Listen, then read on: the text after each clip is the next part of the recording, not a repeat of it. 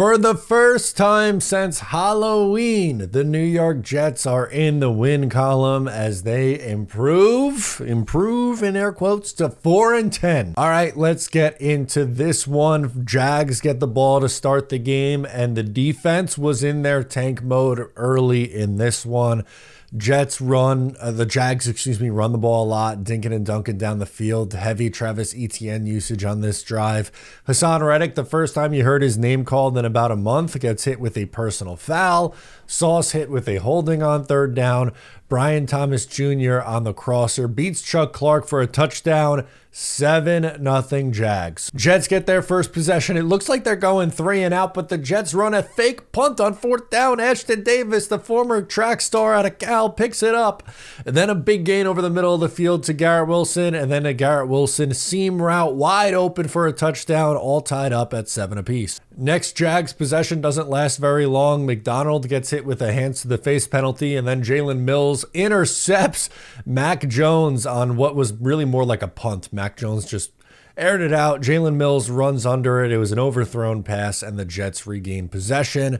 Rodgers couldn't hit Devontae deep off his fingertips. It was one that probably could have been caught if we're being honest with ourselves. Rodgers runs for a first down. A couple of penalties moves the Jets into Jags territory.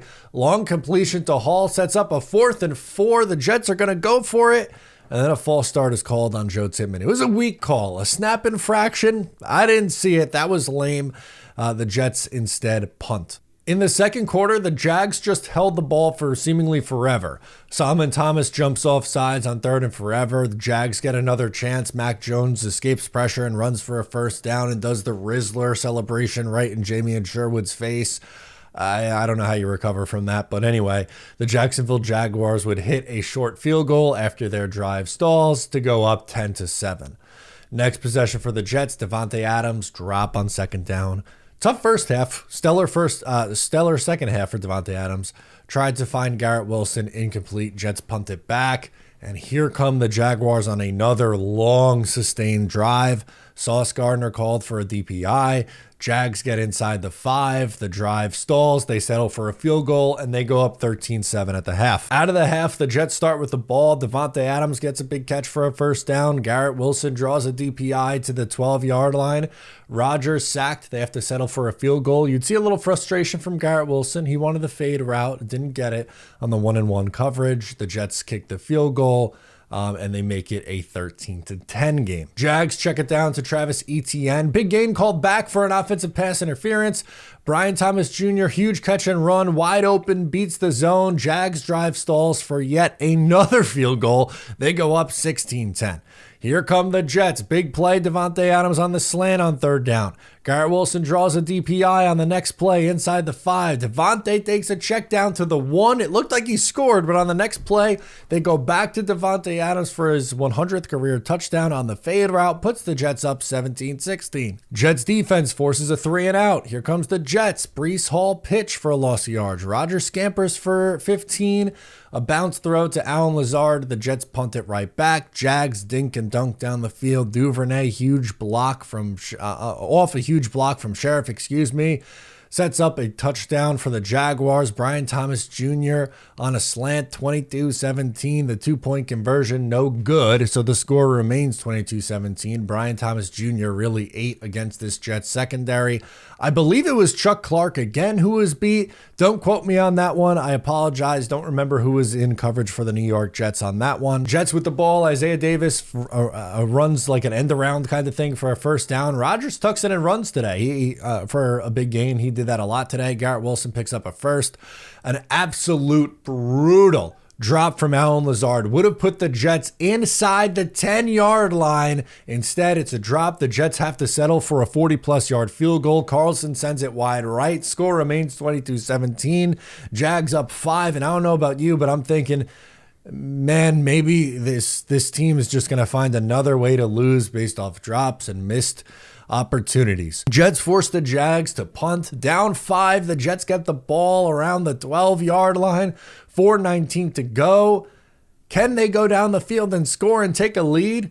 Yes, they can. A 71-yard strike to Davante Adams for a touchdown puts the Jets back up in front. They go back to him on the 2-point conversion. It's good. Make it 25-22, New York Jets. Here come the Jaguars. Washington picks up a first down. Jets defense feels like they're in full tank mode. Eventually, though, the Jaguars would settle for a field goal. A 43-yard field goal is up and good, 25-25. Jets possession gets to a 3rd and 10. An unbelievable pitch and catch from Rodgers to Davante on a fade route on 3rd and 10. How Davante toe taps and gets in is still unknown to me, an unreal catch. Then you'd get another big play to Davante Adams down to the 1-yard line. Instead, okay, so this is where the Jets, I think, made a mistake. Now, it ended up working out because Mac Jones is horrible and the Jags stink. But the clock management from Jeff Ulbrich here, really questionable. 1:05 left on the clock.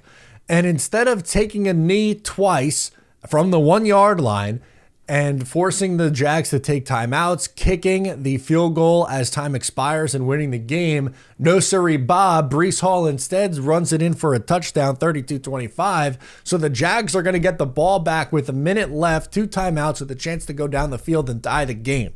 Again, in a game that it would have mattered, I'd be significantly more upset about it, but just not a wise decision from Jeff Ulbrich. Nonetheless, the Jets get over 30 points for the first time on their season.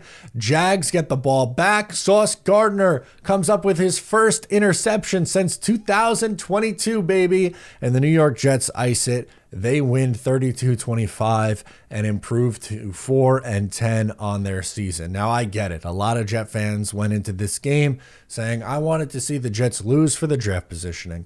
Other fans say, no, screw the tank. I want to see them win games. Me, my best advice, go into it numb. Whatever happens, happens, and you deal with it after the fact. That's the way to do it after the team is eliminated. Sure, when they're in it, root like hell to win.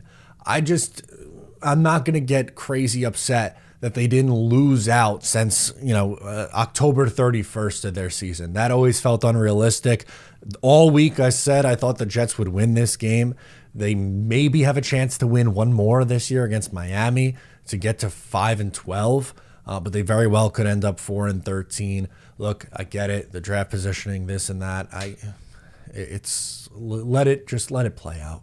Please just let it play out. Don't work yourself up over it. This isn't the draft where you have to be like, they got to pick in the top 2, otherwise they're not going to get a player. Look, whoever the Jets hire at GM next, it's up to them to find someone talented, whether they're picking 2nd overall or whether they're picking 10th overall. I think the Jets will still end up with a top 10 pick. Whoever the next GM is, if they can't find someone in the top 10, that is a bigger issue. All right, so here's the numbers. Rodgers went 16-30, 289 yards, 9.6 yards per attempt, 3 touchdowns, no picks, a 120 rating. He was good today. Him and Davante Adams were really the big stories in this one. Davante, 9 catches, 198 yards, 2 touchdowns in this game. Rodgers, your leading rusher, 6 carries for 45 yards. Breece played 9 for 30 and a touchdown. I don't think he should have played in this game, but he ends up playing. Not a whole lot for Isaiah Davis, 5 carries, 24 yards, and then Braylon Allen, 2 carries for 5 yards. He got banged up in this one. The Jets were able to pick off Mac Jones twice. He had 2 touchdowns, 2 picks, 81.2 rating. Jets just found a way to win this game. This was unfortunately 2 really bad teams going up against each other in this one. It seemed like at points both of these teams were doing things they're not actively trying to lose games, right? Like, obviously every single team is playing to win, but they were just making silly mistakes. The Jets had 8 penalties for 62 yards. The Jags 8 penalties for 106. These are 2 teams who are incredibly penalized. The defense, I don't think, played great in this game. They allowed 25 points to the Jaguars, who have been struggling offensively. They almost blew it, but they didn't. They hold on to win. So what I want to hear from you is your thoughts in the comments. I am Matt O'Leary, and I'll catch you next time.